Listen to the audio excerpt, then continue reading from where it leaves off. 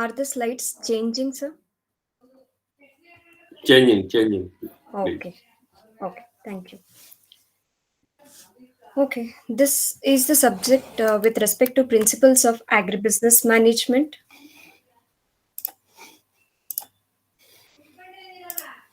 And you have four blocks here. Block one, which contains fundamentals of management, which we'll be doing in session one. That is from, as per the schedule, it is 9 to 11.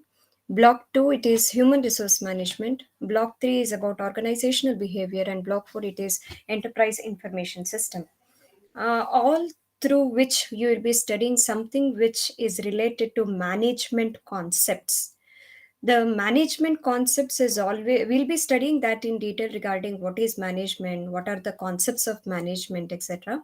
But anyhow, at the outset, this is what you will be studying, like the management concepts, where not only you are studying the very basic fundamentals of management, like what are the elements of management, like planning, organizing, controlling, directing, etc. But also you will be entering to other modes of management, where we'll be speaking regarding human resource management, and how does the behavior in the organization do have an impact on the organization as a whole, and also about enterprise information system in the last session. So this is a brief outlook regarding what you will be studying in the whole session of today's program. So block 1 will be starting right now. Block 1 is regarding fundamentals of management, which comprises of unit 1 and unit 2, whereby unit 1 comprises of the concepts, roles and skills of the management or the manager, and unit 2 comprises of the basic functions of management. So is, if you see your e-gyan course and the materials over there, in the unit 1 you are having these concepts: the historical context of management, management as a concept in ancient Indian life, management of agriculture in India, fundamental principles, what is actually the management, what is the concept of management, how did it evolve, who is a professional manager, the roles, the types of managerial roles, different levels, as well as the skills, and the effective leader, whatever the skills required by an effective leader. All these will be covered in Unit 1. While as Unit 2 comprises as functions of management, which completely describes about the very basic elements of the management, that is planning, organizing, staffing, directing and controlling, where planning, whereby process of planning is vital to discuss about. Organizing is all about organizational structure and the process of organizing in any organization. And staffing, what is staffing, how does it relate to any of the deficiencies which is resulting in staffing in an organization. Direction, what is direction, what is leading, what are the definitions, etc. Controlling, how does a control process does go about. So all these concepts we will be studying in both unit 1 and unit 2. So we'll start with unit 1 now.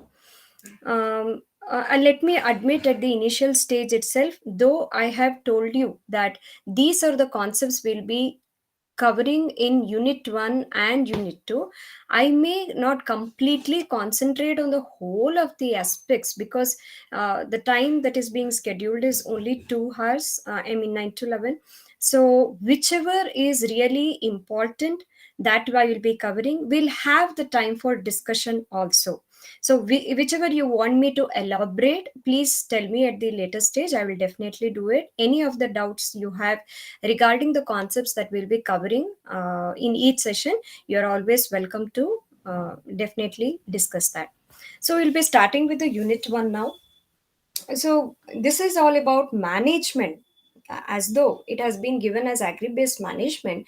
Initially, everybody need to know regarding what is management. See, when we speak about management, as the slide itself says, it is a discipline of multifarious activities. Many of the challenges are there nowadays in this 21st century: crisis, the confidence, the culture, the credibility, everything we need in order to survive. Because business works in a dynamic environment, business works in a complex business environment. Many of the cumbersome activities are there, challenging aspects are there. So it is exactly the time where we have to understand what is management all about. When you say the distinct features or characteristics of management, you have to study management because it is a distinct process, it is a unique process. And when you study about the management, it is all that you are studying about the organization of the organized activities.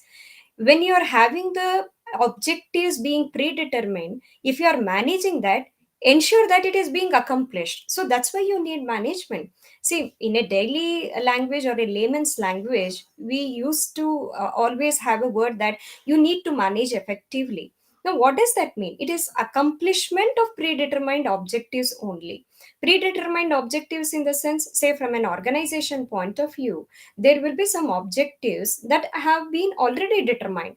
So, in order to accomplish that, in order to achieve that, management is the key. Management is the instrument. Management is the tool.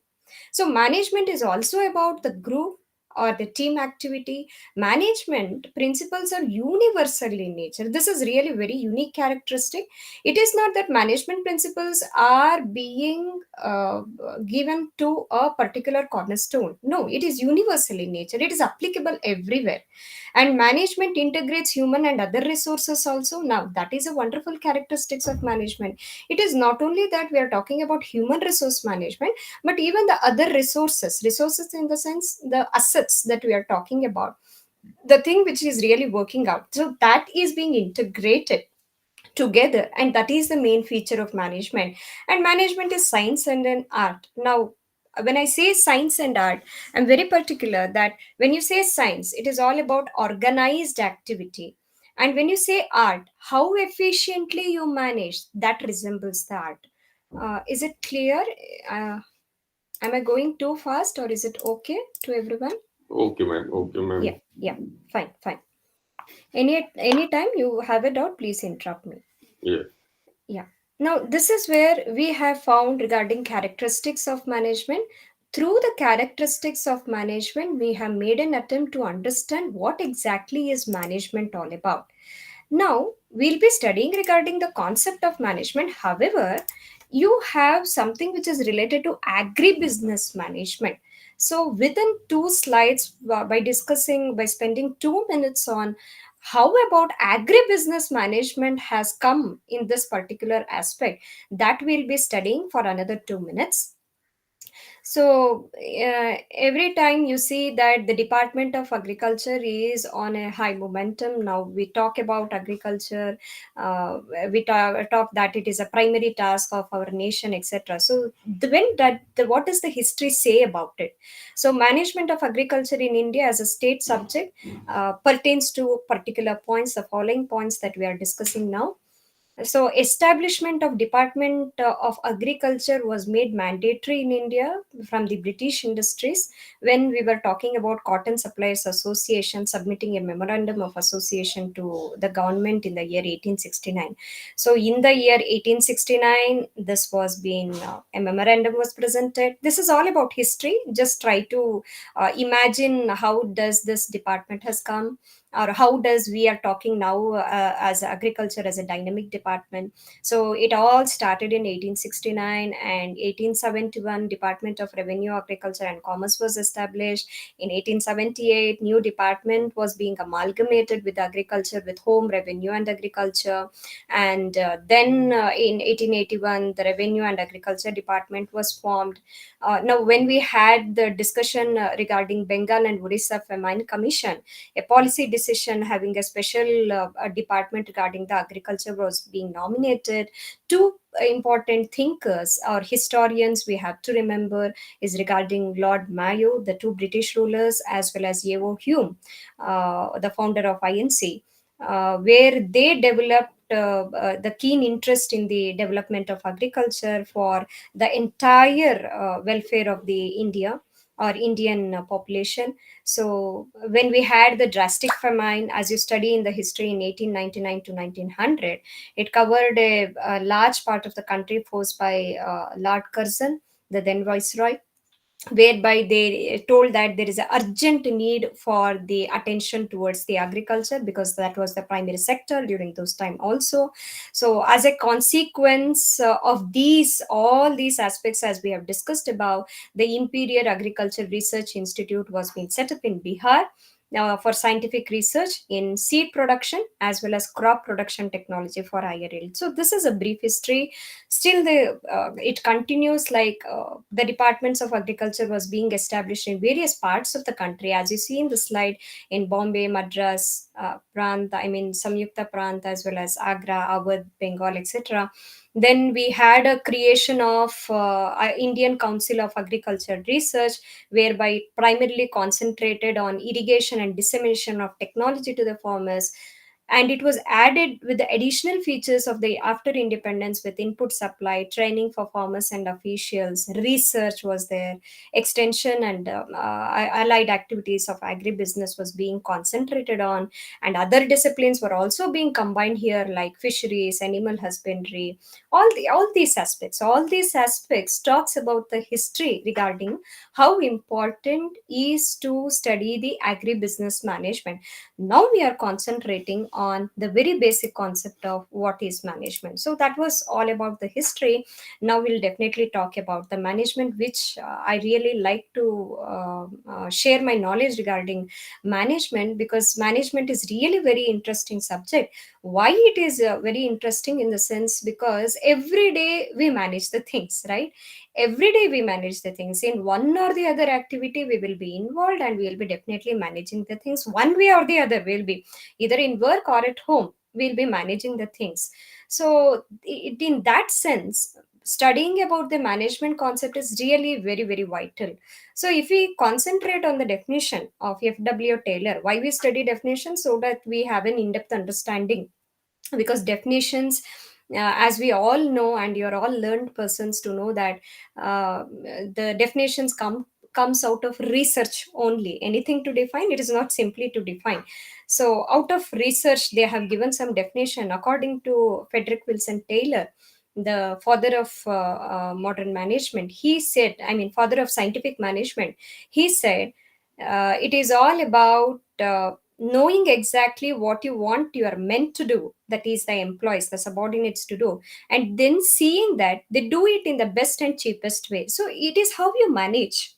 You know what you have, what your employees need to do, what your workers need to do, and how it is done in the best way and the cheapest way. So that was according to the thinking of FW Taylor. We'll be seeing in another few minutes how differently the management concept has been emerging through various approach. It was one particular approach of FW Taylor. Now exactly we have another concept to say, to manage. What do you mean by manage? Manage is to forecast, is to plan, is to organize, is to command, is to coordinate, and to control. That is what we'll be studying in Unit 2. And this is the basics of this definition. Manage is to forecast, you're going to predict. Forecast, as you already know, we forecast the things, we predict the things, fine? We plan, we organize, we command, we coordinate, we control. That is what the management is all about. And this definition has been given by Henry Fayol. Yes, now we are studying really very interesting concept, because evolution of management thought. I really like this evolution of management thought to share, because this is where you find the real distinctive process of how the management has been evolving. See, scientific approach, administrative approach, and behavioral approach. All it started, however, with World War One and World War Two. A lot of resources were being destroyed, and military materials in particular. Now, people started thinking regarding how to use the scarce resources. That is where actually management comes. So, something which you are having the scarcity about, how do you manage the things with the given capacity, with the given bound volume? How do you really are you going to manage? That is what the management is all about. So how to have the optimum use of the available resources? Optimum use in the sense, how to make the best use of the available resources, the resources. Now this led to the professional thinking in resource allocation, and the utilization as well. So how this evolution has gone through, that we'll be seeing through three different approaches. One is scientific approach, administrative approach, and behavioral approach. Now, what is this scientific approach? If you could just remember, just now we have studied a definition regarding Frederick Wilson Taylor, where he's been considered a father of scientific management, and the contributors of scientific management are Frank Gilbert, Lillian Gilbert, and Grant. They brought a concept of scientific management. So what did they think the management all about? Scientific management thinkers proclaim that separation of planning function from doing function is what the management all about. He said, I mean, the FW Taylor or the scientific approach was being proclaiming that planning function to be given to managers and doing to the workers. That means planning has to be done by the top and the execution has to be done by the workers. And whatever the selection and training has to happen to the workers, that has to happen scientifically.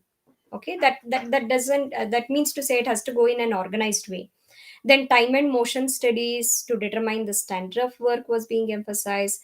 Piece wage rate system was being differential piece wage system, in the sense what, in the sense how much do you have the output, for that you are being paid. So that is differential piece wage. If your output is 200, then your wage rate is different. If your output is 300 in a given particular time, then your output, I mean your wage is different.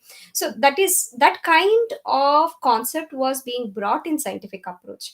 And functional foremanship, labor should be allotted to the supervisor based on his specialization. So that is functional foremanship. That means to say, based on the specialization, if you are going to say one might be really very good in marketing, so then he has to put in the marketing department. I mean, I am talking, if you are talking about the labor, then where he is being specialized into, you please see that he is being admitted in that sense only. I mean, in that particular area only. So that is functional foremanship. And standardization of methods, procedure, he emphasized so much, scientific approach emphasized so much on standardization of methods, or even the procedures, or even what kinds of tools has to be used, what kind of equipments, what is the standardization that is being expected. So that is scientific approach. When you talk about administrative approach, here is what you find that I will be always telling my students that for the examination point of view, or if you're talking about management studies, this is what is at most important from the management point of view that you have to understand, whereby you will be studying 14 principles of Henry Fayol. Henry Fayol has given, and it is the greatest contribution of Henry Fayol will be where you will be seeing regarding 14 principles, and he is being considered as father of modern theory of general and industrial management. He proclaimed 14 principles. We'll be studying quickly as possible division of work, and many of these things. Now, what is division of work here? Again, the specialization he is talking about. That means Henry Fayol says that when you are giving a specialized, whatever the labor is specialized into, if you are giving or assigning or allotting that work to that particular labor, then that is where you can expect the productivity and efficiency in a higher rate. So that is division of work, and this is the first principle. Second principle, he says he views the management as authority and responsibility should be there in an organization. If you're saying that management has to be done efficiently, he says that the second principle you have to follow is regarding authority and responsibility. Authority, as you understand, in a similar way, like what is authority? It is the power in the position, and right to give orders. Responsibility is obligation to execute that, to perform that, right? So authority is where you're having the power and you're being authorized to tell certain things to be done.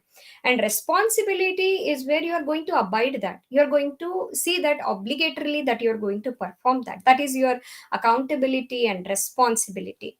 And discipline is where he proclaimed that as the third principle. He said that the objectives, the rules, regulation, policies, procedures, they must be honored by each member of the organization. That means every member has to follow certain rules and regulation. There are certain rules, there are certain code of conduct that everybody has to follow. Unity of command and unity of direction is really a very good principle. To avoid any possible confusion, each member of organization must receive order from one particular. Unity here means to say that only one. Unity of command in the sense only one person have to give the command. Probably you will be seeing in various organization structure nowadays, matrix organization structure you have heard about. So matrix organization structure is where you will be seeing that there will be two managers, and the supervisor has to abide by the functional manager, also has to abide by the project manager also. He'll be having so much of confusion, so much of the things that where he has to listen to. All this will not be there if you're going for administrative approach and follow unity of command. Unity of command here, as I said earlier, unity means to say that there is only single command that you will be abiding for. Unity of direction in the sense everybody has to go in a single direction to achieve this common goal. All members of an organization must work together. It is not that you will be going in a different direction and the organization goals are in a different direction. It is really wonderful if your career goal and the organizational goals meet hand in hand. So that is a beautiful way of bringing together of direction. So that is unity of direction.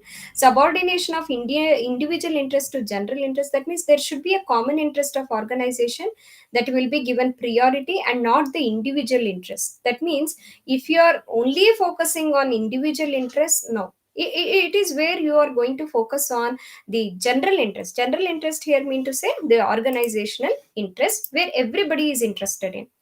Remuneration, it is another principle being proposed by Henry Fayol. He says that fair pay to the laborers is the best motivator.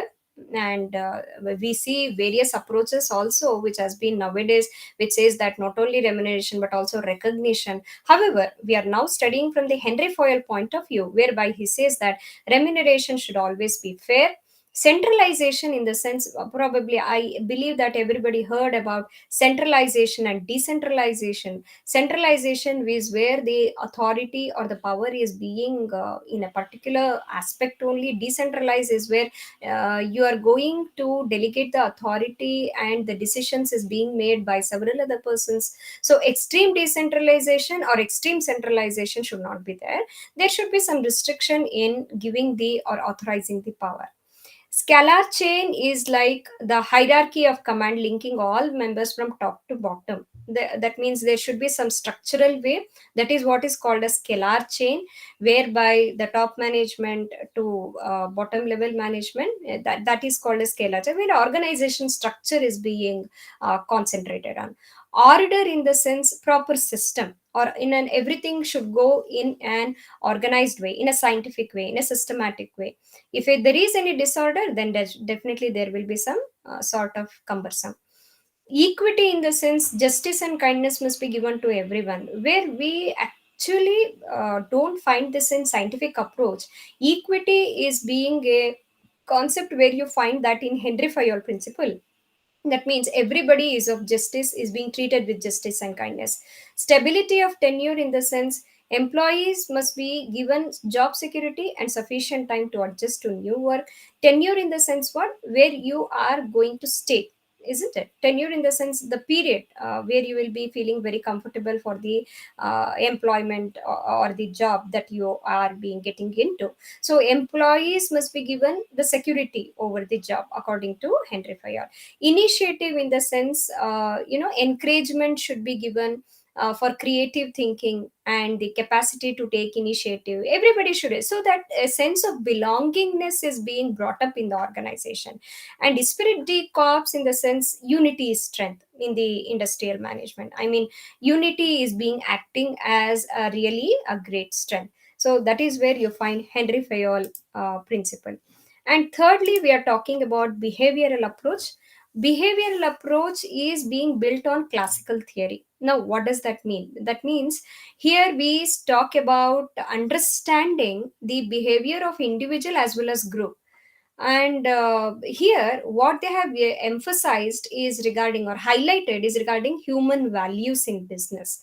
So this is where the contribution has been made by Elton Mayo, where they have done a research. Hawthorne experiments has been called as, it has been done, the experiment has been done in the span of 1927 to 1932 in a company called General Electric Company. Here, they had formulated certain principles after doing certain experiments in that particular company.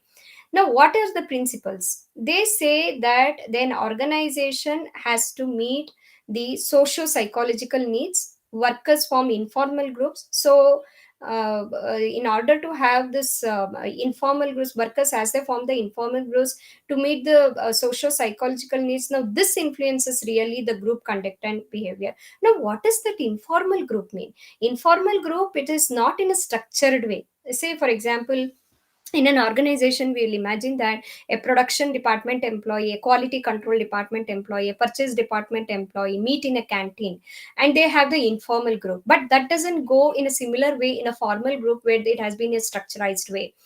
Now workers form informal groups. We can't avoid informal group, right?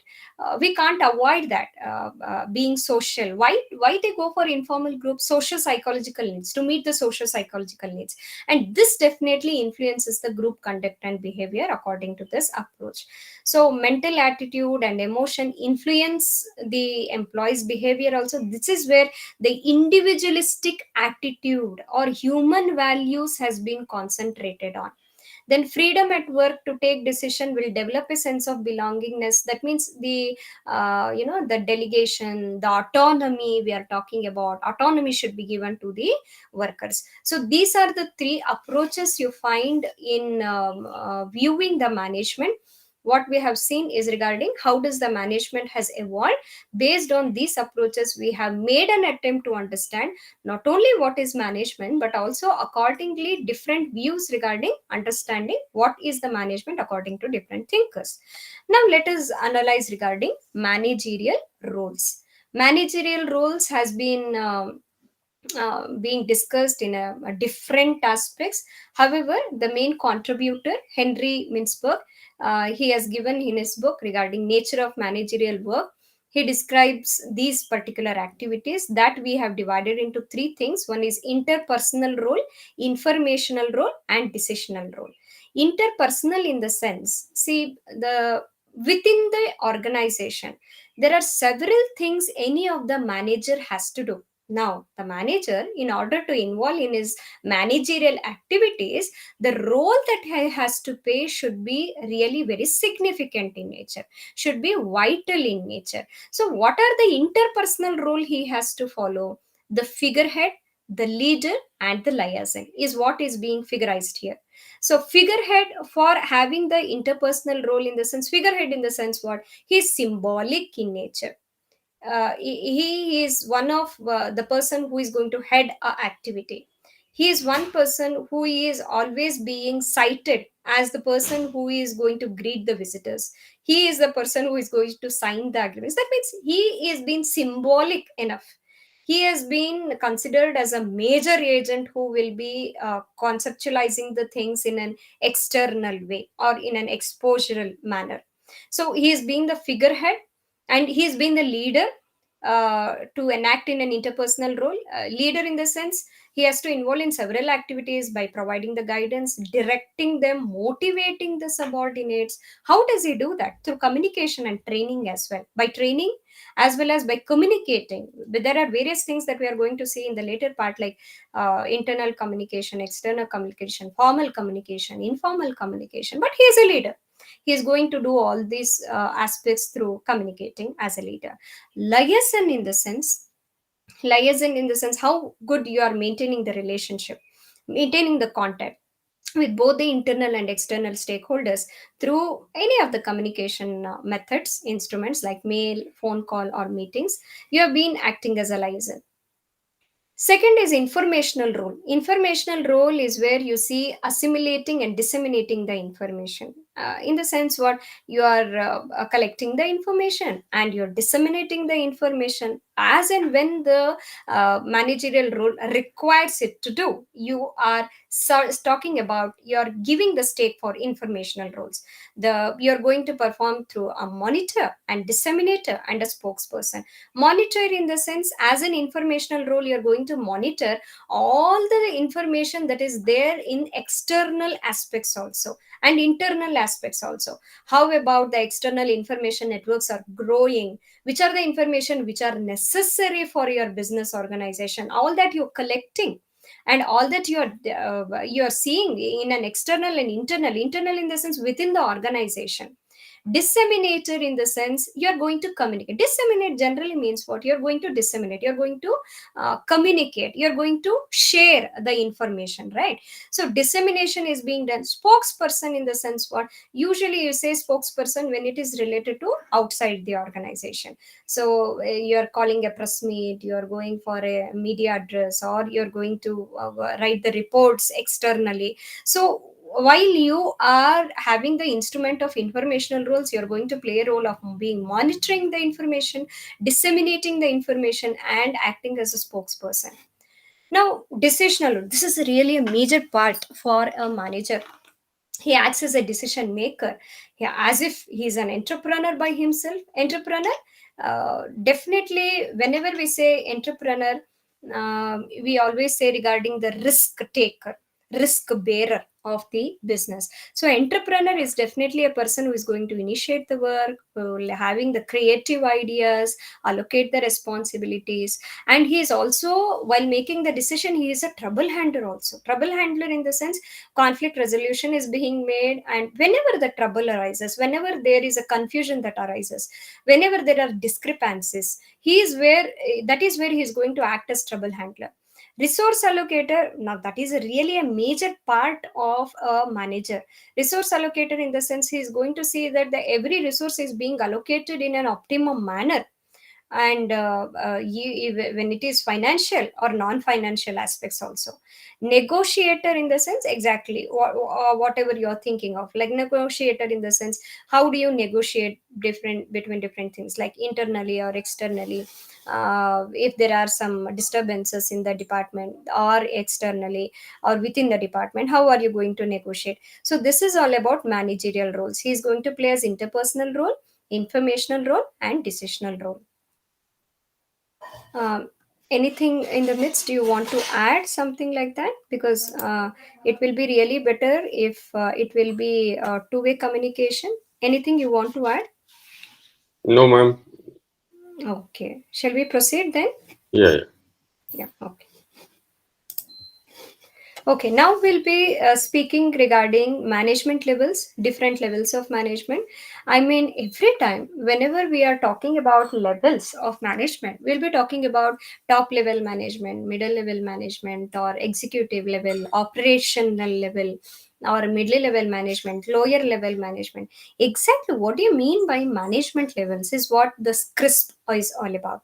Top level management, I believe that generally everybody understands that top level management is a department or a particular province where you are always being busy in determining what are the objectives, what are the policies, what are the goals, what is the financial structure, how do you authorize, how do you have a control, how the performance standards has to be set for the employees, what are the quality standards do you expect, what are the strategic perspectives. See, the very word is really very interesting, like strategic perspectives. Strategic perspective is a very interesting word because every time you are going to make a long term goal, and strategically what you require for in that particular situation is what is speaking about strategic perspective. So all the top management is really the one which keeps the links for external, as well as it is going to finalize the deals, the contracts, the protocols that has to be done with the stakeholders. This is actually where the top management level we are going to seek about. No, generally we have heard regarding chairman, president, managing director, CEO, CFO, or COO, the chief operating officer, executive director or any of the director. All these are the persons where you are seeing regarding top level manager. Now what is their role? They conceptualize the idea. Conceptualize the idea is where they are bringing that in theoretical aspects. Bringing that into practical aspects is a different level of management. Conceptualizing the ideas is what the top level management is going to do. Have a strategic planning. I told you already that strategic is really very vital word that everybody has to understand. If I could say, if I could add something also, I would say that nowadays you find every subject being prefixed by the word strategic, like strategic human resource management, strategic marketing management. So to that extent strategic has become vital. So strategic planning is being done with the top level management.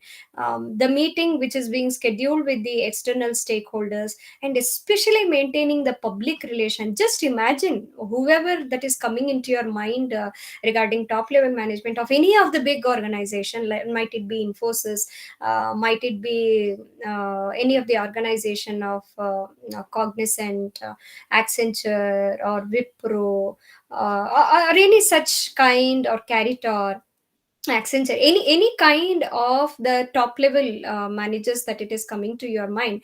So how do they maintain public relation? It is done by top level managers only. They meet, they have a press meet, they maintain the public relation, and business environment is being actually scrutinized, being scanned, being developed.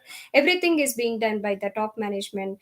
And long term potential problems and opportunities, how do they actually go into that? All this is being done over there. So managers keep on developing the strategic plan time to time. This is where you find top level management. When you talk about the other two, middle level is where the functional managers are there.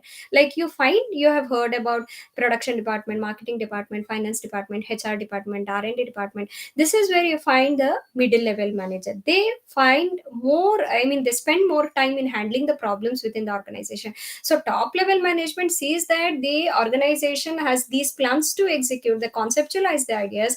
Now the middle level management, whenever the function is happening over there, they are the one who is going to handle the problem. You see, purchase manager or the production manager, marketing manager, HR manager will be having one or the other problem to be solved.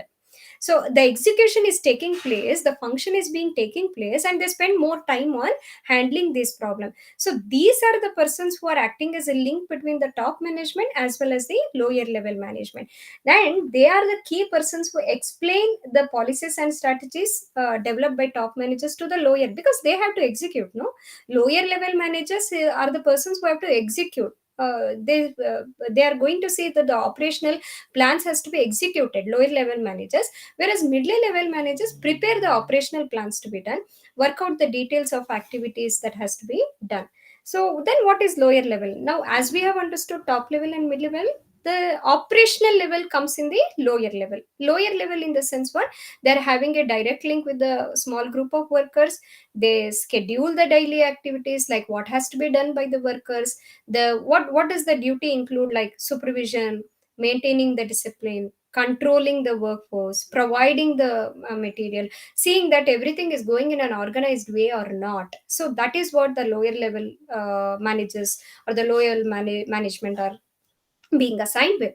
They have more physical activities than mental work, and this is the distinctive between the top level management as well as the middle level management. More physical activities is being involved, supervisor being involved in most of the things in physical activities, rather than the top level management, as they will be focusing on plans, doing the plans, maintaining the strategic planning. All this they will not do, but they're more involved in the physical activities, taking some of the decisions regarding floor level, where the operational aspects are going on. So what are the designations you find? The supervisor, shift manager, first line manager, all these are the designations you find in the management level. So they are directly responsible for quality of products, and so anything that is not up to the mark. It will be given to the question that will be raised in the management is for the lower level.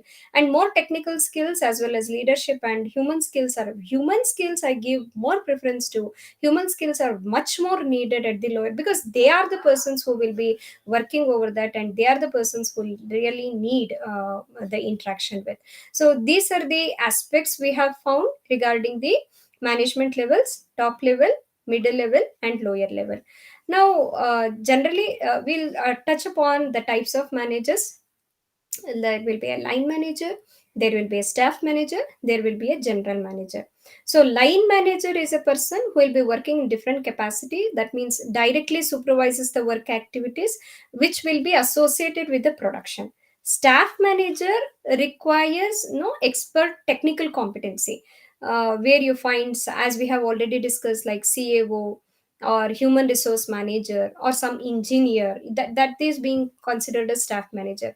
General manager is for overall activities. In a GM, we call, in a general, I mean large organization, activities are being segregated in different functions like procurement or production, warehousing. So the manager here who we are talking about is general manager, who will be responsible for overall performance of such complex organization is designated with. So functional manager is where you're talking about, he's associated with a particular function, a functional unit, like production manager, marketing manager. So it's being considered as a the functional manager. This was just a idea regarding how many types of managers are there. Now, what are the skills that are being required to say that managerial skills to become an effective leader? Because you'll be studying, which will be really really very interesting concept regarding leader. How many types of leaders are there, what are the traits of a leader? We'll be studying that in the third session, I believe. So what are the managerial skills are required to become an effective leader? Observation is definitely needed. You have to be an effective leader, right? So in order to manage the things, leadership abilities are being always imbibed, should always be imbibed. So which are the managerial skills that make you to say that you are an effective leader? Are observational skills are required, employee performance monitoring is required, professional development program, simply having the chart of PDP, I mean professional development programs is not necessary, implementing that is necessary. How effectively you implement that is really worthwhile. Demonstration of working knowledge and expertise. It is not that you conceptualize something, you theoretically say something, but how do you really demonstrate that with the working knowledge and you through your expertise knowledge? How do you effectively make the decision? How do you conduct and evaluate the research? Because R&D is a continuous process, dear learners. Like R&D is not like where you are stopping at a particular point. As you already know, it has to go continuously, it has to go enormously, it is pervasive, all pervasive. It is, every department needs that. And how effectively you have that ability to conduct the research, how effectively evaluate the research, and very very importantly, emotional intelligence is very much required. Nowadays you require this ED skills, EI skills, no, that is really really very important. That is how you see that how do you handle a situation. Situational approach, the personality traits at the top nowadays for any of the manager or the leadership skills that is required is emotion. Many researchers are going on. Even one of my research scholar is doing a research on emotional intelligence. So emotional intelligence is really very vital, very prerequisite, I could say, that any of the skill, that is, if you say that managerial skill is required to be an effective leader, it will be definitely at the top post. So these are the managerial skills required. Apart from that, apart from that, these are the extra skills that you require nowadays to say that exactly this is where the managerial skills, interpersonal skills. Now I do believe that we have already studied this in one of the aspects, like interpersonal roles, right? Now what is again with the same conceptualization or with the same idea, we have interpersonal roles. Interpersonal skills, I mean to say interpersonal skills in the sense, how effectively you are able to communicate. The manager is able to communicate, understand, motivate. See, all these are really very prominent aspects, significant aspects. The communication is very much necessary. Hope communication, when do we call it an effective communication? Can I have any answer for what exactly is effective communication? Communication, generally we understand what is communication, right? What might be the meaning of effective communication?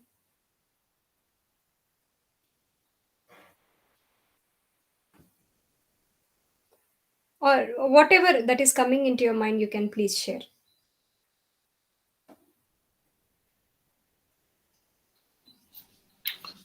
To communicate down the line, Yeah, that's they understand what to do. exactly. Exactly. Okay. Okay. Fine. Good answer, sir. Any other answer also can I expect? Because one of the person.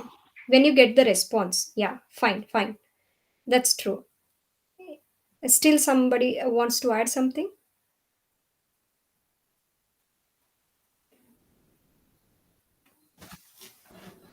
Yeah, Madam, please. communication is Please. required for better performance of the plant. Exactly. Very true. Very true. Very true. Uh, yes. Now, what I have also can contribute to this particular discussion is that effective communication is where what you want to exactly communicate, or what you want to exactly is there in your mind, and you're able to pronounce it through verbal communication. It is exactly in the same manner that the other person is understanding. So that is effective communication. If I could contribute some more, so whatever your answers were there, they were perfectly right. But if I could contribute some more, it would be exactly in this way, that whatever I want to say, it is exactly being understood in the same manner by the other person. This is effective communication. So what I say is being understood in a different perspective is not an effective communication. Whatever I'm saying, if I'm getting it with the other party's response in the same way, then it is effective communication. So interpersonal skills exactly require effective communication, and the understanding of the aspects motivating the individuals. So managers with these kind of interpersonal skills are really very successful in networking and influencing them. So if you are very good in interpersonal skills, that means you are also good in networking, and you are also good in influencing others. You are having some impact, positive impact. So interpersonal skills, this has been given in your I have taken this particular line in your own text, like it says, make human personality with extra shining of gold on a brass plate. So that means you find some of the personalities with some extra charisma. So that is where you extra charisma. Now that extra charisma is nothing but the interpersonal skills. How do you handle the people smoothly? That is interpersonal skills.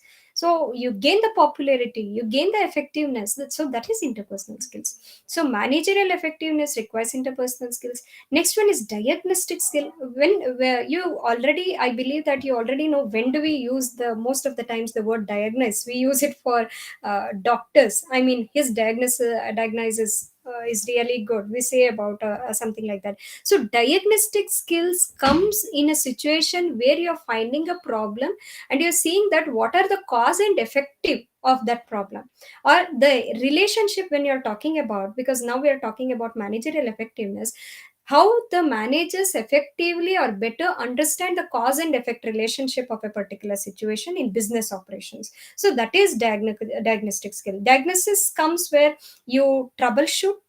I mean, you foresee where is the trouble, and in advance only you are preparing them for the betterment and to take the decision. So that is diagnostic skill. Analytical skill is where you find that how do you identify the factors and understand how they interrelate, how they behave in a particular situation. That means you identify the key factors. Say if a salary is being hiked, how the HR is going to act on that particular situation, how it is analytically you're going to see. I've given you the simple example, but you're going to see that the key factors which are there, and how do you understand that. Analytical skills is also about how multiple complex variables interact, and to conceive the way to make them act desirably. Now this is a very interesting thing. Analytical aptitude, you have heard about. Analytical skills are really sometimes be associated with more complex mathematical aspects as such. So analytical skills is very critical, and the very relevant information you're able to seek and get the data that is required for analysis. Analytically you're dealing with the situation.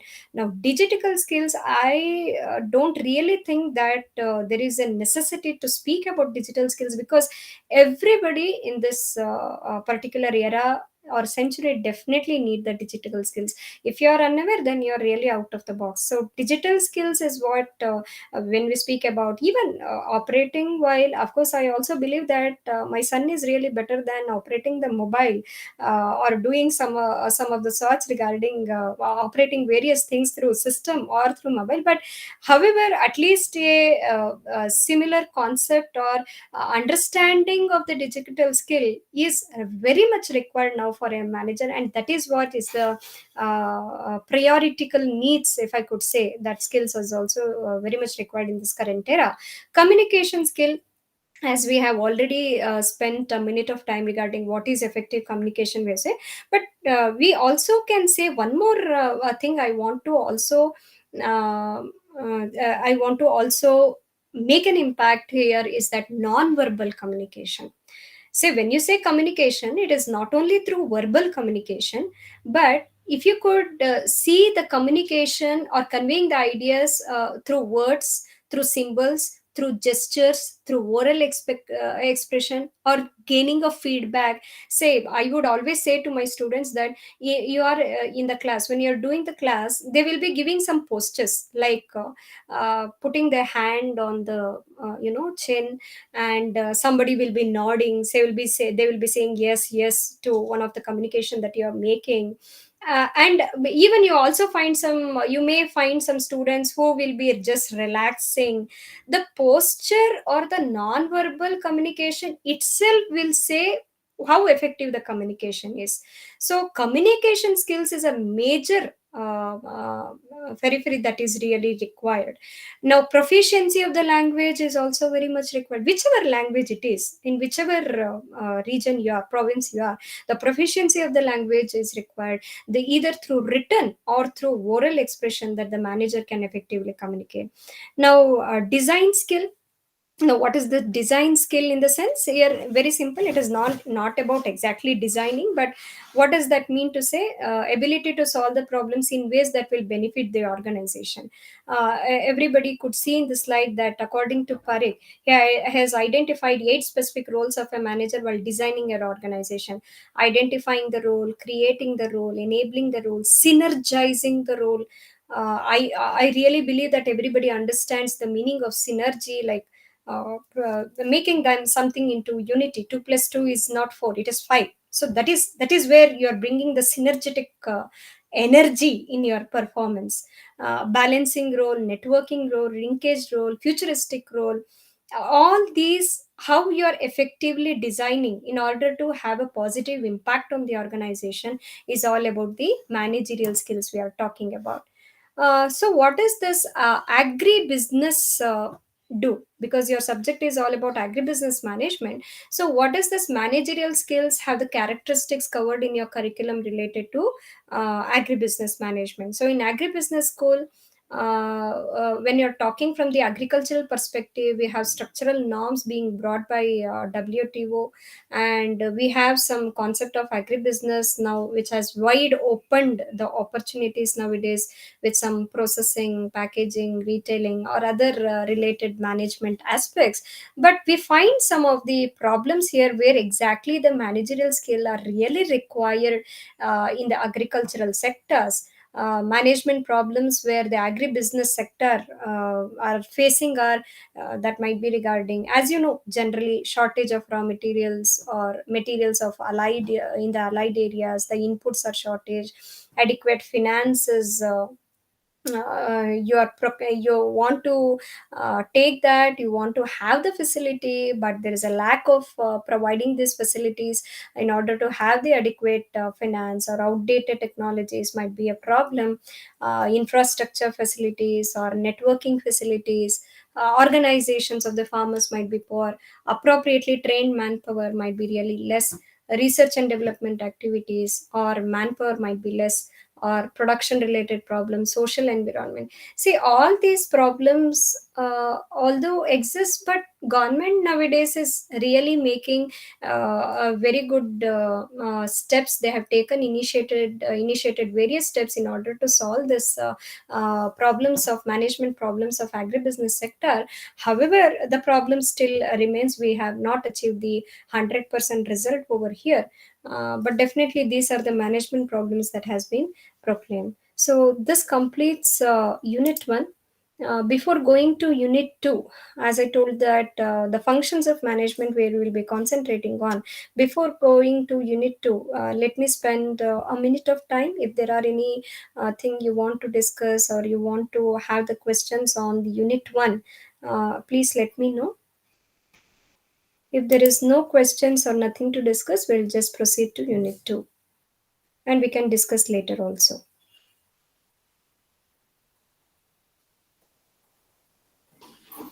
Yeah, ma'am, please proceed. Okay. Okay, ma'am. Okay. Yeah, the unit 2, management, the functions of management. Till now what we have discussed is regarding the management and what are the managerial role, what exactly is the role of the manager, effective skills that the manager requires, and the levels of management. Now we are talking about functions of management. So functions of management is what we'll be concentrating on very vitally: the planning, organizing, directing, staffing, and controlling. We'll be studying in detail one by one. Planning is what is planning? So every time in a day-to-day activities we come across the planning, right?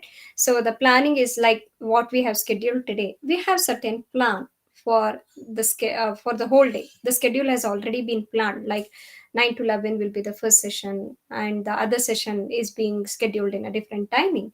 So it is going according to the plan, but whenever the execution has to be done, planning is a prior necessary, or the necessity which has been required, the prerequisite, if I could call, is planning.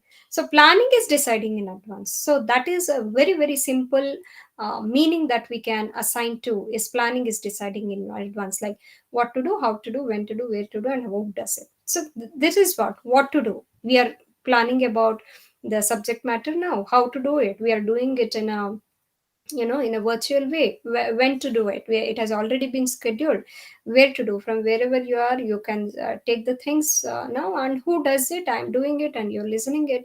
And it is being done from the igno aspect. So planning is being done. So planning is what you can call, planning is an intellectual process. Why is that? Because you are s- conceptualizing something. You are spending time in order to assign the activities, like how the execution has to be done. So that is where the intellectual process, the concept of intellectual process comes into picture. So there are rapid changes, as you already know. Technical changes which is going on, economic changes are going on, political changes are going on. So this has really posed a challenge nowadays, and it has also not only posed the challenge, it provides the opportunity. This should be really given a significance. When I say challenges are given, the opportunities also. The challenges are not giving us as a threat, but it is giving us the opportunities.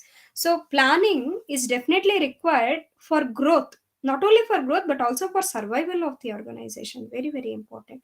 It is not only required for growth of the organization, growth in the sense you will be going, you will be developing, but it is also required for survival of the organization. The survival, you say, in a long texture, we call that in a particular world, a particular word. Can I get from someone that word, where we can specifically say for a longer run? When you say survival of the organization, do we have any other better word in order to say survival of the organization for a longer run? Can we fabricate the thing and say in a particular word? Do you have any word that we say nowadays uh, instead of survival? See, if you are profit oriented, probably the organization is going to survive for few days. But if you are a business, if your business is on moral standards or ethical standards, we'll say that it is for the long run of the organization, it is for survival of the organization. So can you give me any better word instead of survival? Can anyone make a try, please? Is there any better word to put nowadays instead of saying survival?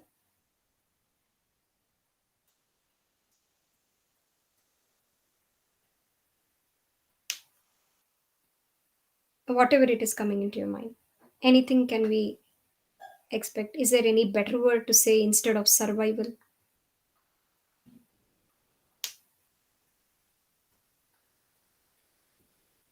We usually associate that with the 17 goals that UN has given.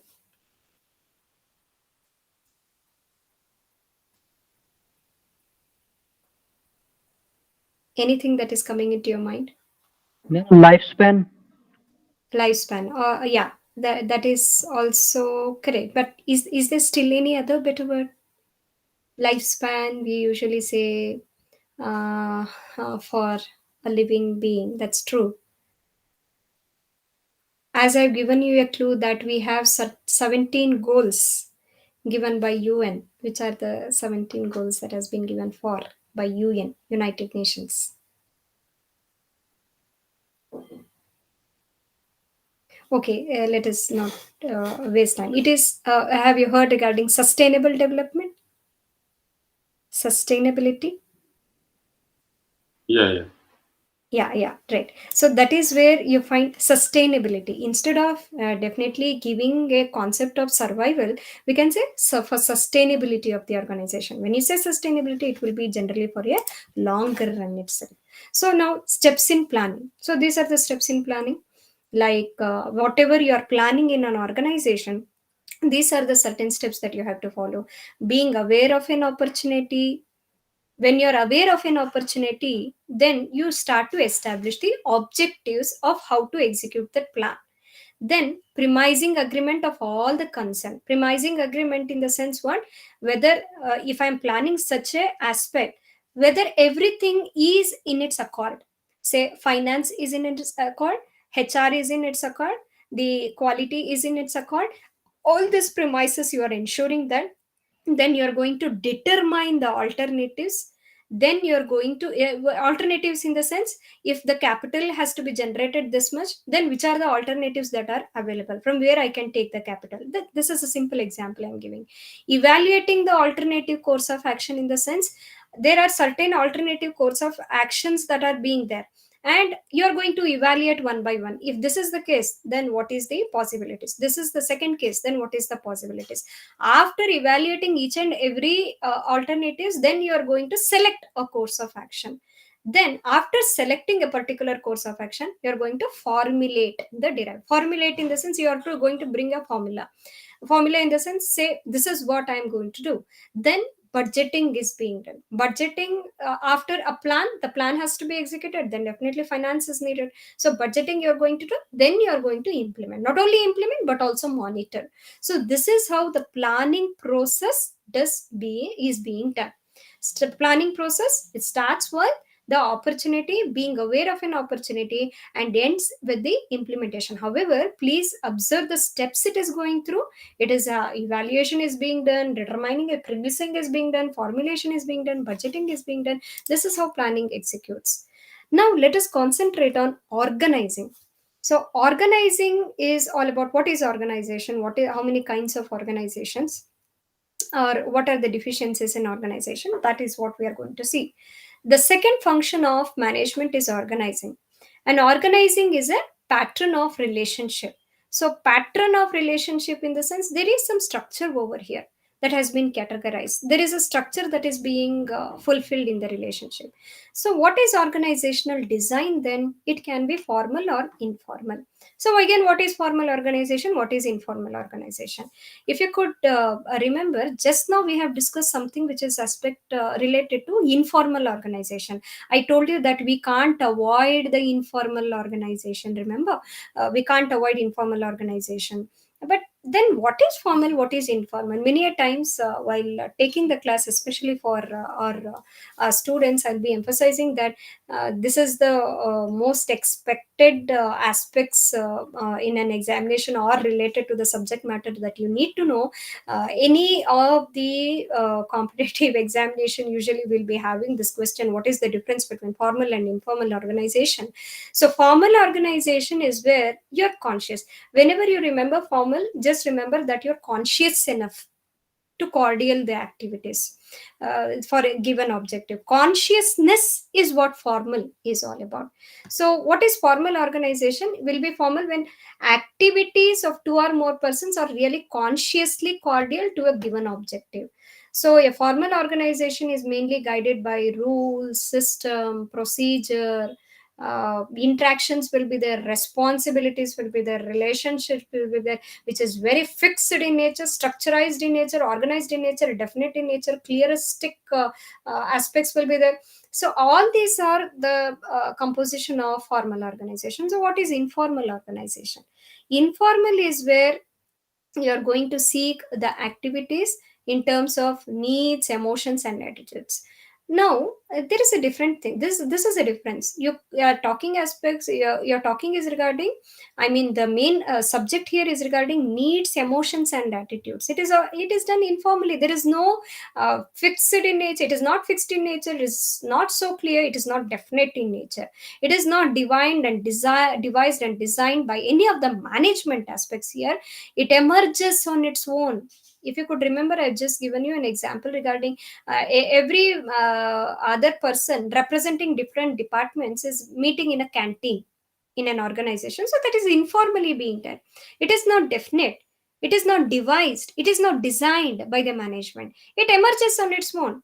Right, like-minded people of different representation of different groups are coming and sitting in a podium, so in an organization, in a premises. So that is informal. In informal organizational authority, it is generally based on person acceptance, but that you can't find in formal organization. In formal organization, accountability is there, responsibility is there, but in informal, person's acceptance is more enough. It's more than enough. Managements can neither establish, they cannot definitely abolish the informal organization. So what are the steps in having the organization? Division of work is there, departmentalization is there, organizational hierarchy is there, coordination is there. Division of work, that means to say divide the workload into tasks that can be logically and comfortably performed by individuals or groups. When you're saying that organizing, please remember that there is a division is being done. Who is to do what, how logically you are going to do these activities. Say for example, a timetable is being scheduled, so logically it is being scheduled, and how comfortably, sophisticatedly the individuals or groups are going to execute that. So departmentalization, grouping the task is called department. The marketing aspects is given to marketing department only. Production aspects is being given to production department only. So that is what is departmentalization is all about. Organizational hierarchy is also about organizing. A hierarchy in the sense, who is going to report to whom, who is accountable to whom, who is responsible for whom. So that is the hierarchical structure you're talking about, and that hierarchical structure comes under organizing. Coordination in the sense, you're going to coordinate the activities, you're going to integrate the activities. Monitoring the effectiveness of that integration is also a part of coordination. So these are the steps in organizing. Also, speaking regarding coordination, just now we have mentioned coordination. Now what is coordination? We have just seen what is planning, what is organizing. Now we are talking about coordination. coordination is very much necessary. Say coordination is you are integrating the activities of separate departments. See, the line itself is very beautiful in nature, contrasting in nature as well. It says integrating the activities. Which activities are you integrating? Separate departments. Departments are being specifically being assigned with their own roles. Okay, they are unique by themselves, but you are trying to integrate all these separate activities, separate departments into one. You are going to integrate that. Without coordination, people would lose sight of their roles. That means you don't know what exactly is being done. So coordination is very much necessary in order to seek the organizational goals. We have two another important aspects to be studied in coordination, that is differentiation and integration. So differentiation in the sense, what, as the name itself suggests, differentiation is differences in attitudes, working style. Everybody is different in their attitude, in their working style, their perception. Different departments, that will definitely complicate the coordination of the organization, because everybody attitude is not the same, everybody's working style is not the same. Some might be, the manager, if you're talking in from a perspective of matrix organization structure, one manager might be really having a autocratic sense of leadership behavior. The other manager might be having a sense of laissez-faire leadership behavior, or bureaucratic kind of leadership behavior. Everybody's style is different, everybody's attitude is different. That will definitely have a complication in bringing the coordination. Why we are specifically saying here is, these are the aspects that the manager has to see while seeing the functions of management, especially from the coordination point of view, and talking from differentiation in particular. There are four types of differentiation to be very particular about. One is perspective, time orientation, interpersonal style, and formality. When you're talking about perspective, as I already said, perspective is different from each of these things. The perspective will be different. Everybody perspective is different. Say the session now which is going on, everybody's perspective will be different. So the perception differs in a body. When you're talking about an organization, especially between the departments, say the good example has been emphasized here. Production department looks from the angle of continuous production in plant only with bulk quantity. Finance department only thinks of cost control. So even if the production department wants such kind of bulk to be done, production activity to be done, finance department always will think that the cost control has to happen, and probably it will think from its own perspective. So this is one kind of differentiation. Time orientation is yet another point. Say again, good example, marketing department priority is to deliver as early as possible to the customer, and production department carrying on production uninterrupted with minimum changes. So time orientation for each of the perspective, you're going to see the differentiation in a different manner. Interpersonal style, we have been talking this the third time in this session. Interpersonal style is all about what are the different modes or aspects, your perspectives of decision making and communication, especially how effectively you are going to communicate. R&D department is more participative, having more participating communication. Production is more commanding in nature. So this is how interpersonal styles does differ. Formality, departments depends in the, I mean differs in their formality. HR formality is different, and administrative aspects is different of HR, and production units standards of performance is different. The formalizing things from each department perspective is different. So these are the types of differentiation you find. Integration, when you say, it is the degree to which members of various department work functions of management come together in a unified manner. So these two aspects a manager has to focus on while seeing for coordination. So coordination is not only about bringing all the aspects together, integrating the activities together, but also specifically seeing regarding differentiation as well as integration. So we have seen different types of differentiation and integration that has to be done. Now let us speak about staffing. We have seen planning, organizing, coordination, and now we are seeing staffing. And staffing and controlling are the aspects that is being left out with. Staffing is related to Every staff has to be recruited, every staff has to be selected, they have to be developed, they have to be trained, they have to be compensated, of every other individual in an organization. So staffing is concerned with human elements which are really dynamic, resourceful, complex. Everything that is coming into your mind you can add. Staffing is a complex, it is a challenging function in the management. You see, many a times, you see that they have been terminated. 10% of the employees have been terminated. Many of the employees have been terminated. The aspects might be different. Some might be, internal things might also be there. Whistleblowers may be there, or because of the any of the external situation, the management itself may terminate the employees. Many of the things are happening nowadays. You are seeing that in a day-to-day activities, in a day-to-day mannerisms. You are seeing that these are the things that are happening. So that is why it is always complex in nature. It is always challenging in nature. You have a very good employee which you are paying with in a very high manner, like the CFO, CEO, you are paying very high, but all of a sudden he gives a notice period and switch over to your competitor organization. Is it not really challenging? It is very complex, it is very challenging in nature. How effectively do you manage? So what are the different aspects you are studying in staffing is like planning. Again, planning in the sense manpower planning, how HRP is being done or human resource planning is being done.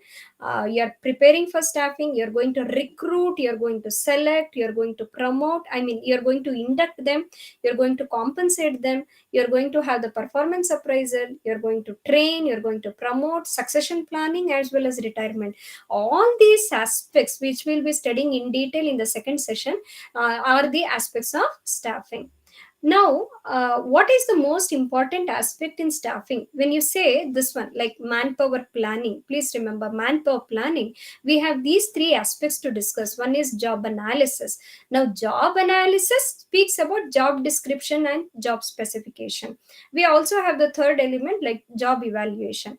Now, what is this job analysis? Again, as I mentioned earlier, when you're talking especially regarding human resource management, the first priority that you have to always think is regarding job analysis. Job analysis in the sense collecting the job information and determining the components elements of job. That means what exactly does a job require?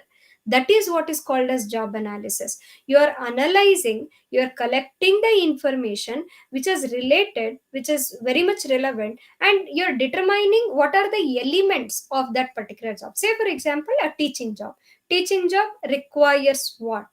Okay, it requires the communication skill to be there. It requires the managerial skills, the verbal skills, and I say communication, all this automatically also comes. Many of the, it requires analytical skills. Sometimes if you are looking for mathematical department, then it requires some analytical skill or statistical department. So what are the components that is being required? You are determining that. You're collecting what are the aspects related to job, relevant to job information that is required. That is completely called as job analysis. How are you going to collect the information? That might be through interviews, that might be through observation, that might be through questionnaire. Say interviews, that means you don't know, sometimes you see in a newspaper or in an advertisement, they will be giving what are the specifications they require. So job analysis is that what are the components. You can collect it through interview, or through your own observation, or through the questionnaires. So you're collecting the information. Job analysis comprises of job description and job specification. Now what is job description? 1 mark or 2 mark, I will be always specifying this to my students also. Job description, you say something which is being documented, it is being proved, it is being given as a proof. So it is the basis for a job description. I mean, job analysis is the basis, provides the basis for job description. That means job description exactly says what does the job require. The job description emphasizes on functional response. This is what you have to know.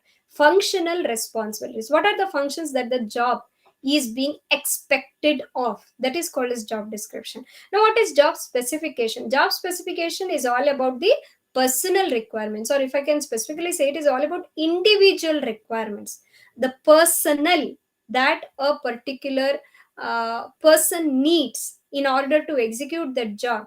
Say, for example, a police requires, what are the physical qualities that that particular job requires. Any other job, mental job, I mean mental qualities that is required, education, the skills, the experience. It is something which is related to an individual specification, personal specification. So that is job specification you are talking about. Another element here is job evaluation. Job evaluation are like you are going to identify the factors, which factors necessarily say that that are relatively worth, say factors that are relatively worth. It is very necessary that for in order to fix a remuneration or compensation. Say, for example, how much is a labor being paid, a worker for a normal remuneration is being paid, how much is a manager being paid for administrative job. Which are the factors that you are going to identify in order to evaluate the job for a worker or for the supervisor or for a manager? So that is where you find the evaluation aspect. So job description, job specification, and job evaluation are the vital aspects in staffing. Now comes directing. Directing and controlling are the two aspects that we are going to study. Directing, which sometimes are also called as leading, we call that as leading. Directing is like, how are you going to direct?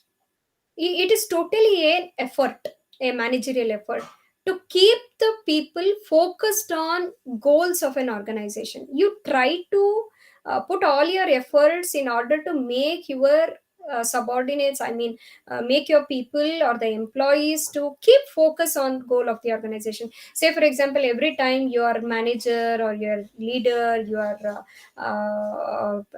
top person will be telling you that this is where you have to focus. For example, in our college, our principal will be telling, give more research articles, give more, have more research orientation. It is how he keeps us in the focused manner.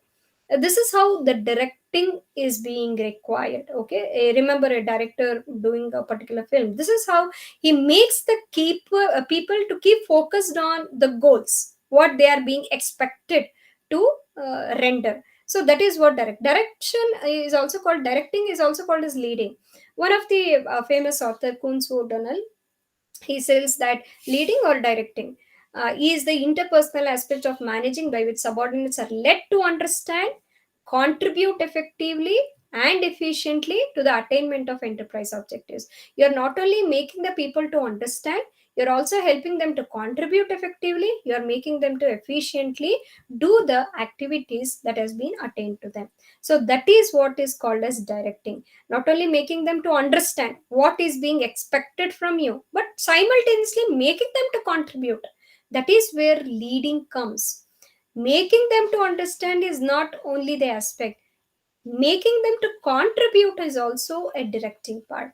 So what does that leading say? Leading also involves some of the direct impact on managerial activities like decision making, communication, leadership, learning, innovation, authority and responsibility. All these are a part that has an impact on leading as well. Now let us come to the aspects of controlling. So what is control? Control, according to one of the author, one of the thinker, George R. Terry, he says, controlling is determining what is being accomplished, that is evaluating the performance, and if necessary, applying corrective measures so that performance take place according to plans. This is exactly what is controlling. So controlling is what we usually find in an organization.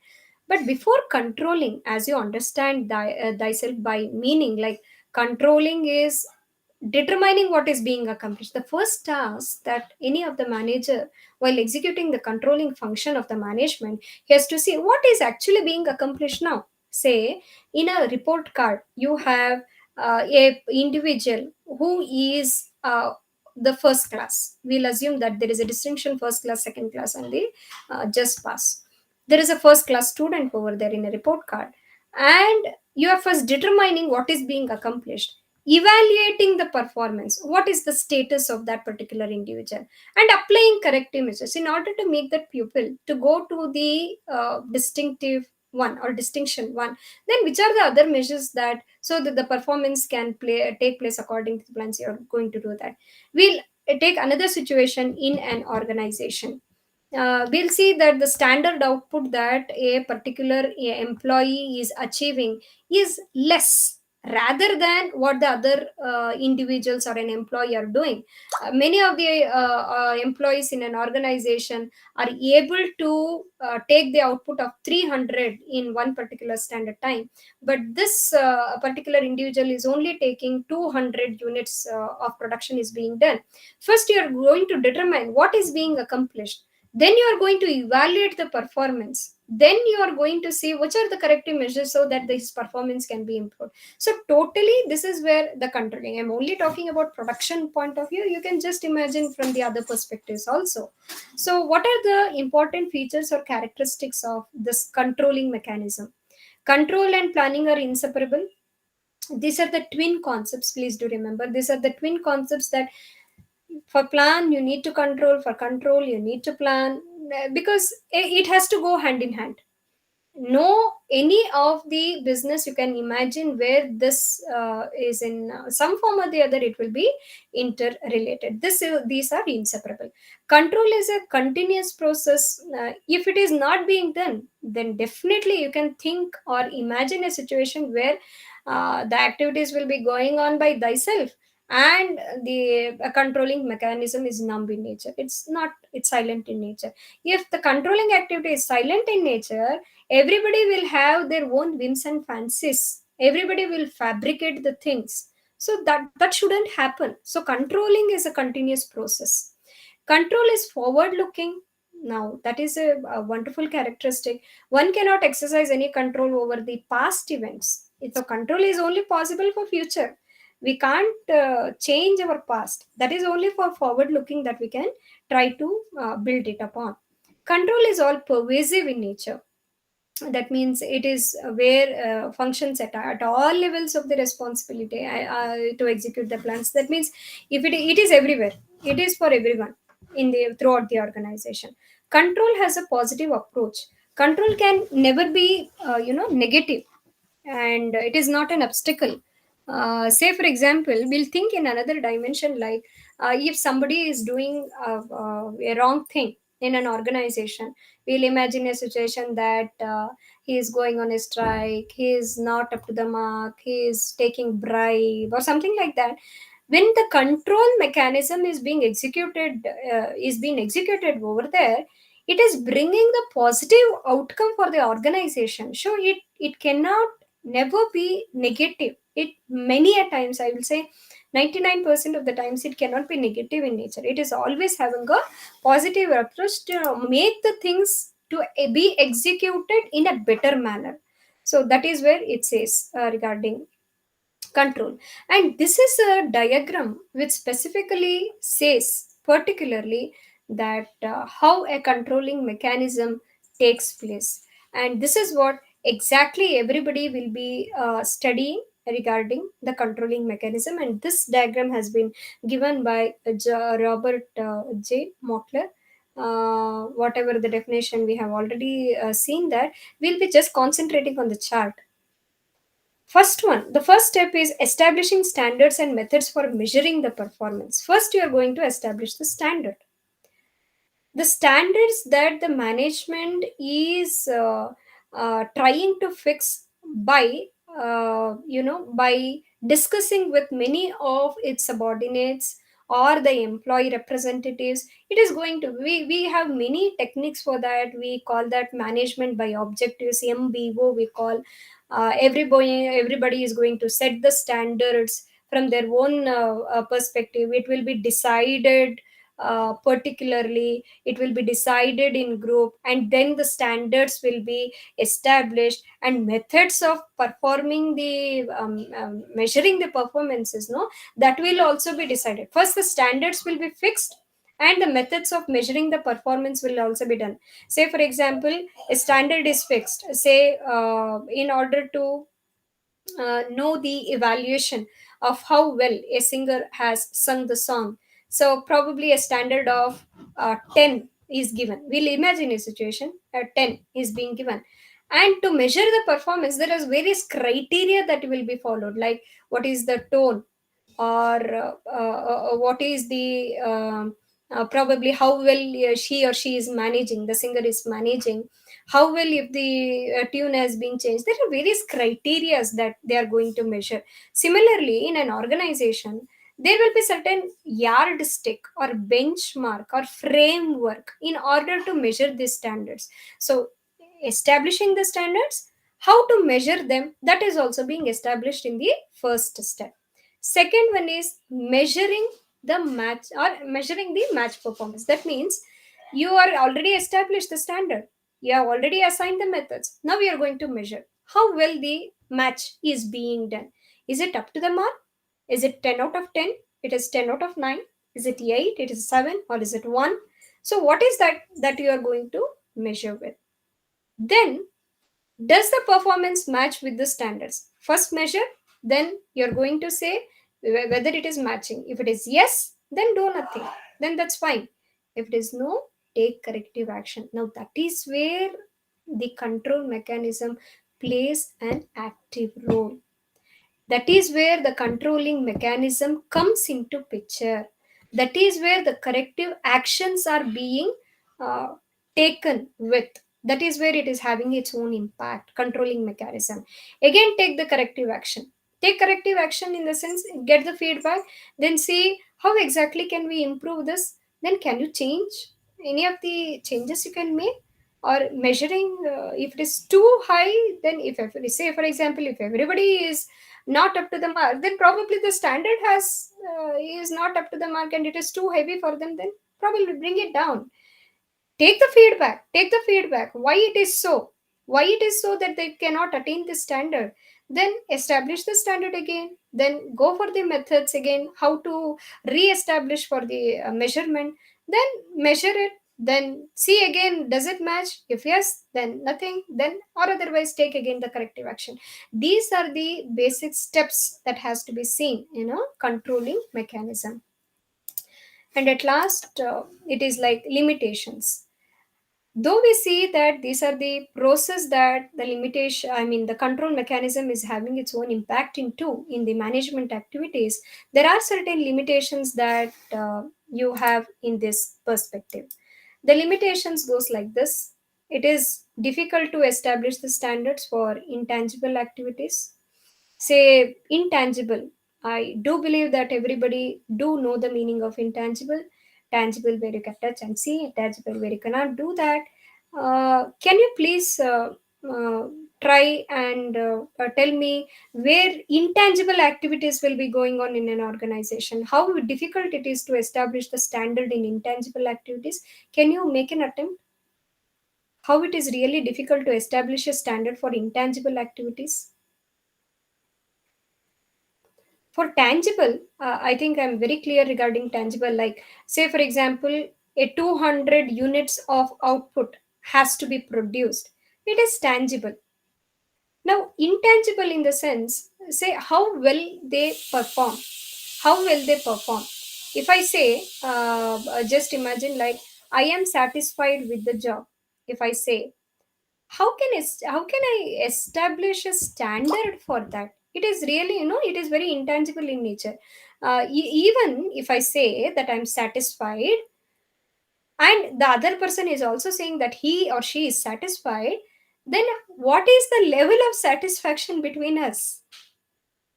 So this is very difficult to establish. Say the level of, say for example, we are all we'll imagine a situation that we are all satisfied customers of a particular brand. Then I say that I'm satisfied, then you say you are also satisfied, but how exactly, what is the level of satisfaction between us? Probably I'm extremely satisfied, probably you're only satisfied. The satisfaction level is completely different, and that satisfaction comes under the aspect of intangible activities that is going on in an organization. It is very difficult in an organization to set the standard for intangible. For tangible, it is always clear. For intangible, how are you going to fix that? It is really difficult in nature. So that is where you see that there is a difficulty in establishing the standards for intangible. That is the limitation. So another limitation is that you cannot have a control over the external factors, uncontrollable factors. Now that is always true. Controlling factors, you can exercise your control, which is up to your authority, which is permissible, which is within your span of control. But what about outside? Suddenly there is a natural calamity.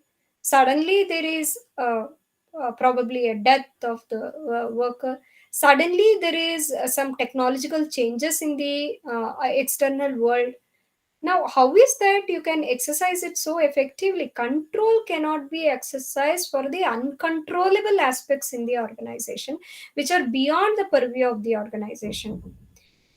And intensive control measures may be resisted by the employees. Every time we see that very strict aspects regarding the measures of control, very intensive in nature, employees will not be really satisfied. They don't feel like homely, they don't feel like belongingness in the organization.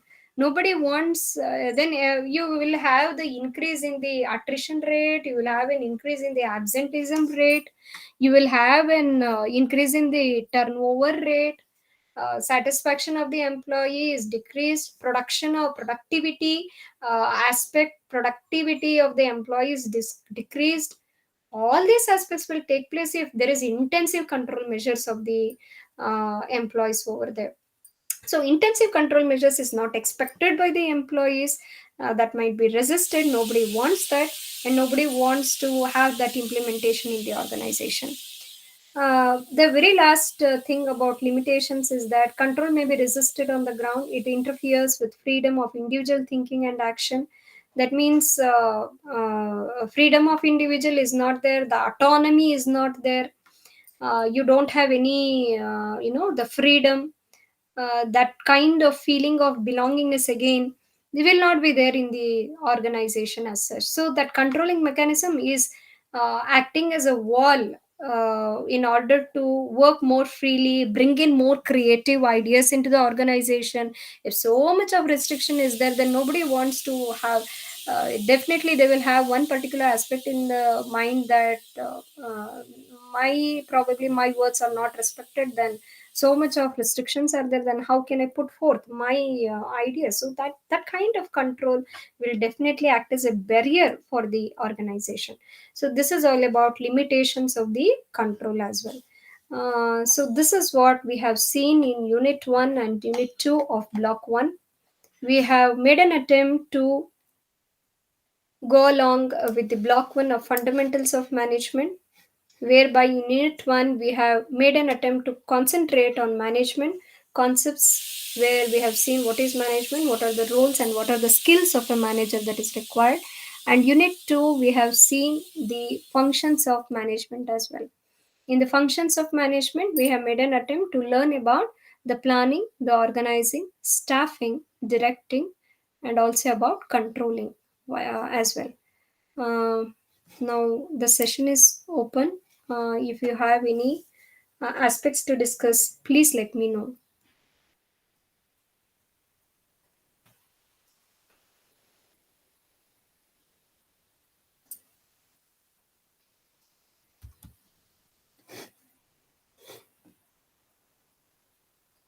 I would appreciate if there are any aspects to discuss.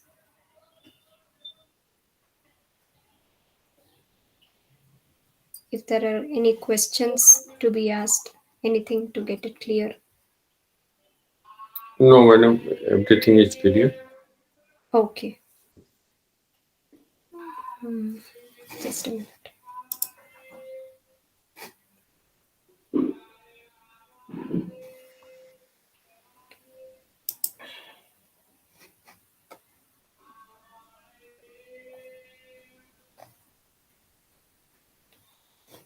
We have another 10 minutes to go. Hmm.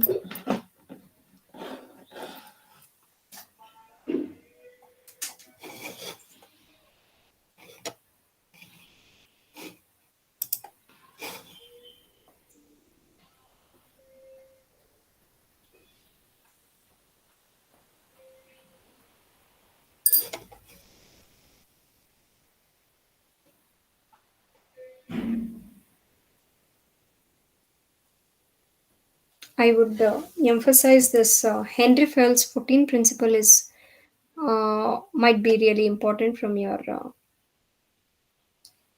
examination point of view also, and in order to understand what is that 14 principles would portray on and managerial roles as well. These three roles what we have discussed regarding interpersonal roles, informational and decisional roles, and rather than this, yeah, additional business skills we have discussed. Yeah, regarding function, of course, what is planning? We are going to see this functions of management very particularly in detail in the second session. In particular, exactly what is the planning process.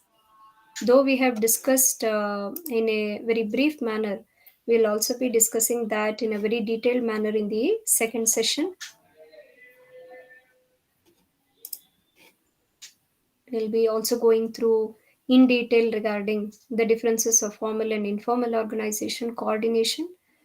We have seen two different aspects here, the differentiation and integration, and staffing. There we have seen three important aspects: description, specification, and evaluation as well, and directing, which is also known as leading, and controlling aspects we have seen. Especially, please pay attention to this chart. Okay, madam. Okay, I think if there are no other discussion, we can Yeah, yeah. wind up. Madam, can share this PDF to us? This PDF. Uh, Okay, yeah, yeah, definitely, sir, definitely. in last session, share. Yeah, We have a group so that we yeah, can contribute to each other. definitely, sir, definitely. So many Uh, thanks. So many thanks. the same mail. Should I mail it to or? Yeah, yeah, we will contribute our mail ID. Yeah, yeah, fine, fine, fine. That would be really better. Thank you. Yes, fine, sir. Thank you. Thank you. Probably we can join at 11:30, right, sir? Yeah, yeah, 11:30. yeah, Yeah, yeah, fine, definitely.